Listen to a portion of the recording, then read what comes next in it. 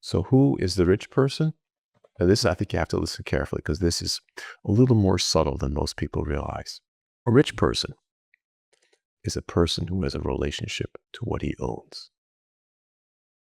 He's not happy with his lot. Happy with his lot is the translation, Samech b'chelko. But it's a little bit more than just happy with what I've got.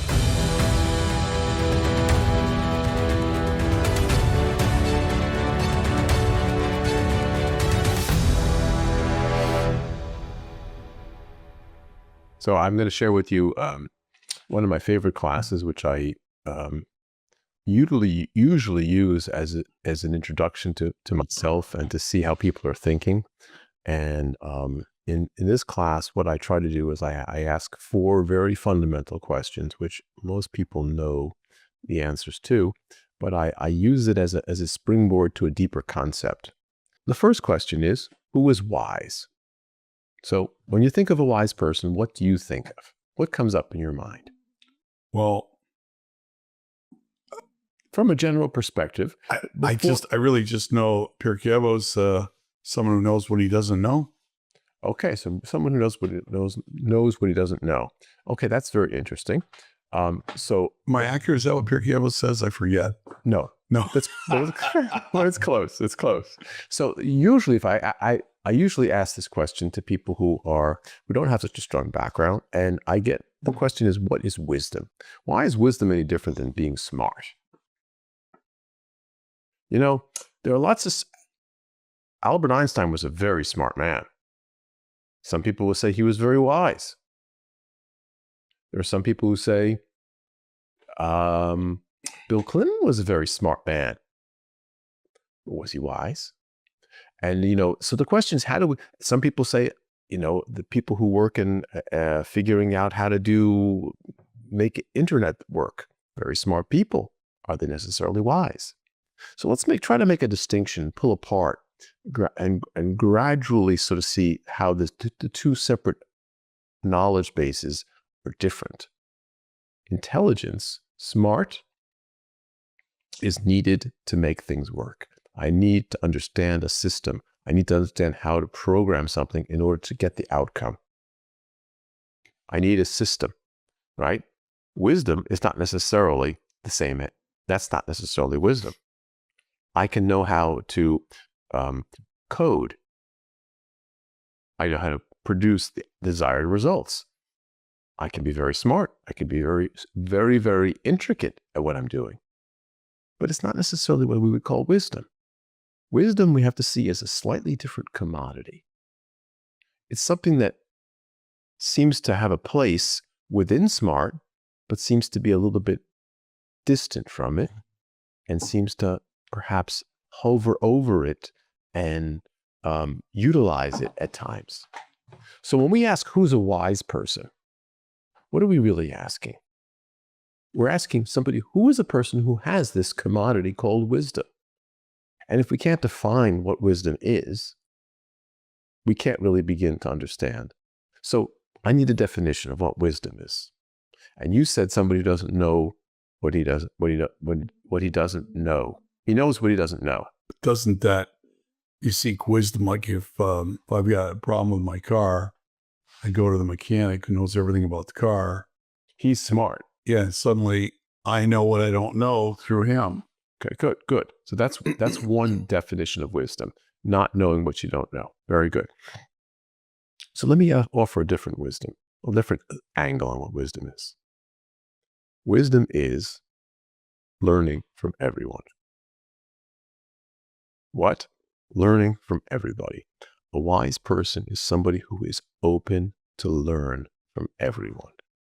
He realizes that intrinsic to every person, there's something that he can learn from that person. And he's looking, what can I glean from this person? What do they know how to do that I don't know how to do? Where can they help me? Everybody has a form of wisdom, and as opposed to an intelligence. There are lots of people who have, I heard one of my teachers told me there are 7 different types of intelligences. There's kinetic intelligence, brain power intelligence, physical, kinetic There's 7 different varieties of intelligence. But I wouldn't necessarily say that they're wisdom. But there's something different about that wisdom commodity, where I'm able to go above just the knowledge base and take it to a different plane. Someone who's wise has this ability to be open to learn from other people. That's what Ben Zoma says. Someone who can learn from other people. Now, this is what I'm really getting at. This, I don't think this is so profound. I think it's basic, but I want to know, what do you think is the commodity that's needed to ensure that exists within me on an ongoing basis? How do I constantly keep myself open to do that? Humility. Humility. Oh, beautiful answer, because that's the correct answer. You have to move someone above you or put yourself below someone else, Or to ask a question. Or Wasn't that the humility, that exercise? Moving yourself, i.e. my mind and my emotions, aside for just a moment and say, wait a minute, what's here? What's presenting itself right now? That's commitment over ego. No, that's humility. Yeah, but you The want the result. That's bad definition. enough. The definition of humility is I'm able to move myself aside and see what is, as opposed to wanting something. When I move myself aside, I'm moving my mind and my heart aside to say, wait a minute, what if someone knocks on your door and they need something?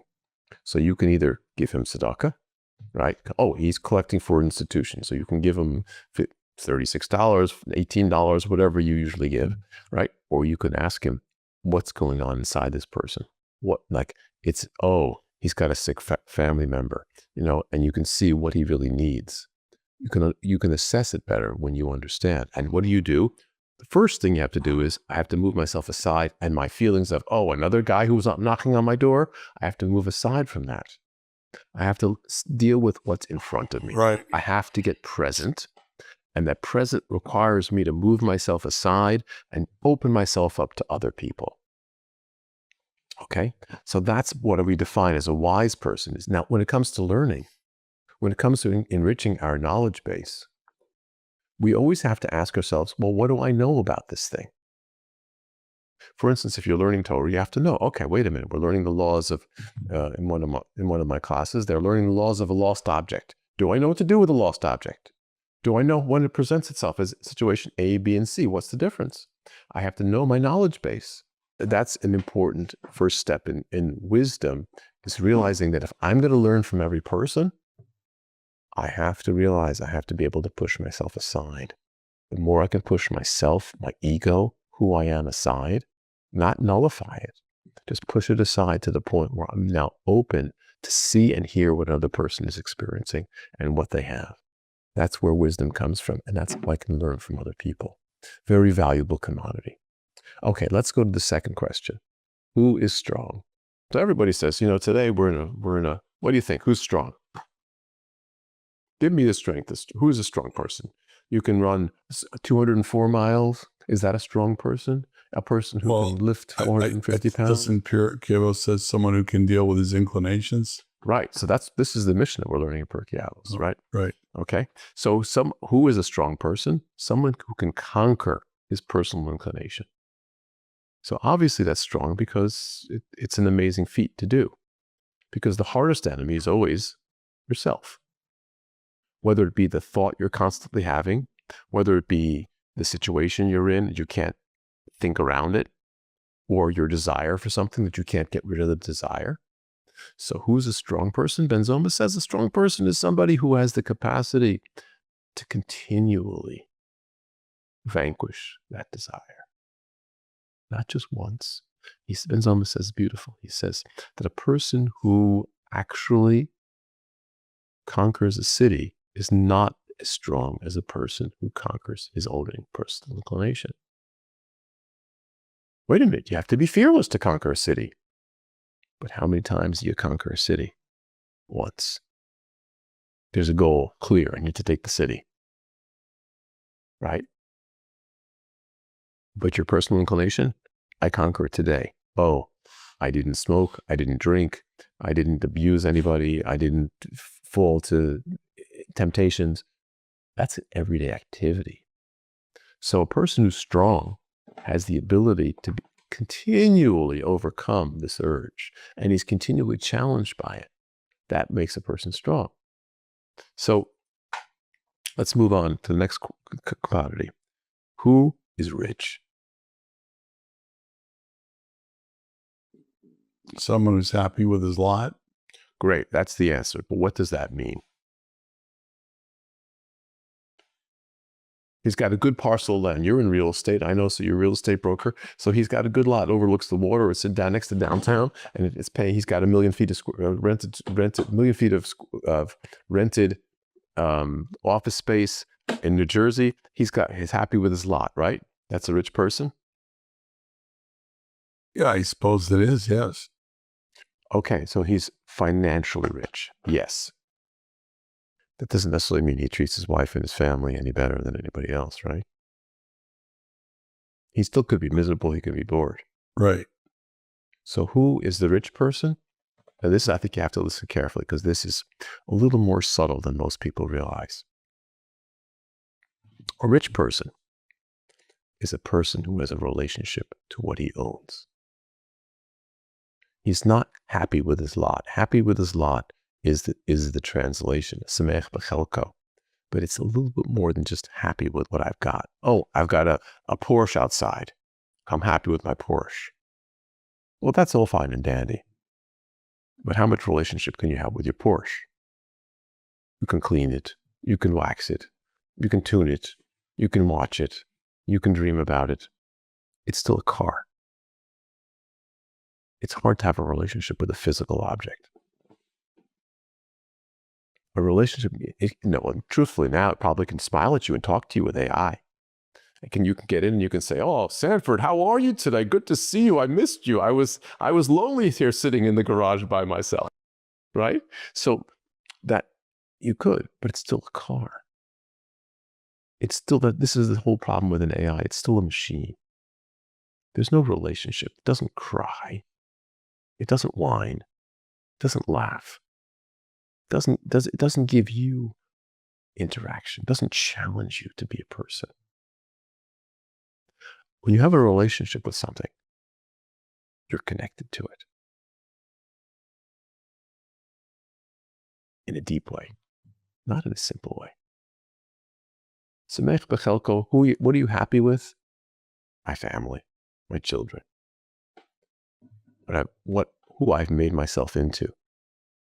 Those are the things we have to be sameach about. We have to be happy about. Let's go to the harder question. 1 out of 100 gets this question. Who's honored? Someone who gives honor. But why does that work? Why is somebody who gives honor not as opposed to the person who gave the money for the building, the honored person? What's needed to make genuine covet to some honor to somebody else real? I think gratitude is the thing that really comes to mind. Gratitude comes to mind? Okay, good. Gratitude comes to mind. What about, what commodity that you really need? In other words, if I am able to give to somebody from who I am without the veneer, without the falseness, without it being a transactional, what do I have to be? Sounds like I have to be a real person. Loving, giving. Well, can you put a word on it? What is a person who's acting out of that modality? What is he? Authentic. Authentic, right. And in Judaism, we have a very interesting component. We recognize that everybody's got a soul. There's a spiritual component in everybody. When you talk to somebody as who you really are, you can say authentic, you can say genuine, you can couch it however you want. But one of the things that's important to understand in our quest for spirituality, it's important to have a definition. What does it mean to be spiritual? And I'm going to segue this into our definition. What does it mean to be a spiritual person? Does that mean I go up in a mountain and go, or I daven 3 times a day, or I give tzedakah? Is that a spiritual experience? Could be. So, but I want to give you a simpler, more down-to-earth definition. Spiritual means full of. I'm full of spiritual. My spirit is dominating my physical, my transactional component. My spirit, the neshama, the soul within me, dominates the physical part. And it's able to make an impact on others and say, hey, wait a minute, I have to be me when I deal with this person. Right? So truly, when somebody gives you a compliment, if the compliment is laced with criticism and malice and, it's coming from a C-level person, yeah, great job, Gadi, right? It's a compliment. But if it's laced with genuinity, authenticity, or a person you realize, wait a minute, this guy put himself aside. He humbled himself when he gave me that compliment. He actually didn't have to give me that compliment. He, so to speak, came down to my level to make it work. So this is what I want to talk about now for just a minute. The common denominator in these 4 components, according to the Maharal Prague, is humility. Who's wise? Somebody who's capable of learning from other people. He's able to push himself aside and be open. That's a humble person. Who is strong? A person who can constantly face the challenge of, I have to do it again. I won once. Tomorrow's another day. I have to get back on the horse and face the game again. The same thing over and over again. I have to humble myself again, whether to be to my job, my family, my children, the situation in life, but I have to accept what's going on. I have to humble myself. That humility is a key component in driving us.